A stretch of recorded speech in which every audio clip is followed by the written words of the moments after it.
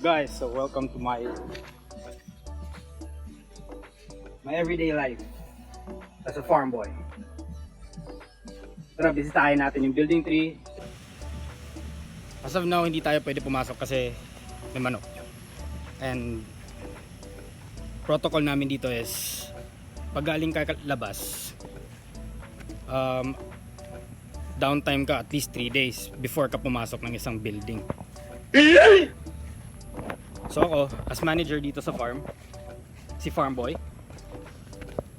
ano lang, monitor lang ako dito sa labas, monitor ako sa mga tao,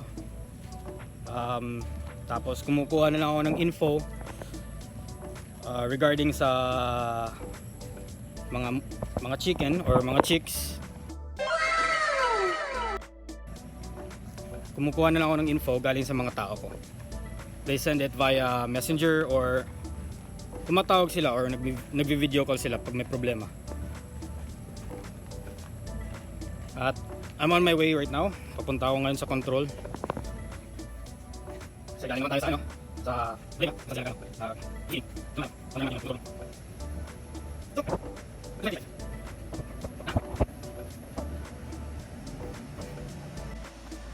Ito nga pala yung ano, control room ng building 3. Fully automatic. Lahat nandiyan na yung controls ng temperature, feeder, mga fan, nandiyan na lahat. Ito, makikita rin naman natin na papakain sila. Tapos yung control man namin sa loob, in-advisean ko talaga sila na ano, tutukan talaga yung mga manok pag ano. So guys, papunta ngayon tayo sa ano, building 2. Dadaan tayo sa fans. Ano?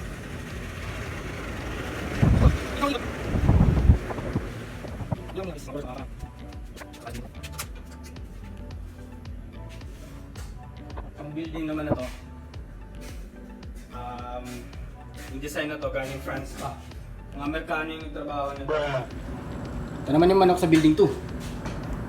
Yan.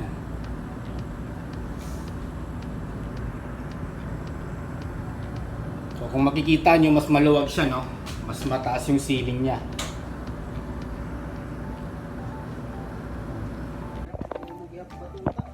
So guys, punta tayo ng building 1.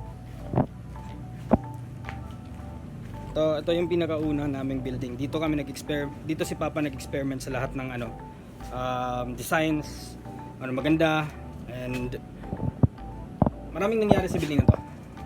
Inaanan pa to ng Yolanda, buti na lang hindi pa kami nag-operate nun. Tapos ano, ang tawag nito, renovate pa to kasi pinataasan ng ceiling.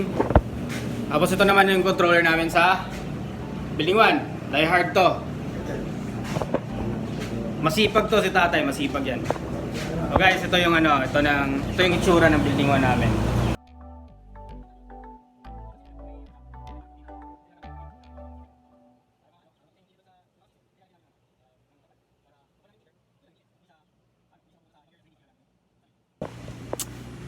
Ayun lang guys, na-tour ko na kayo sa tatlong building namin.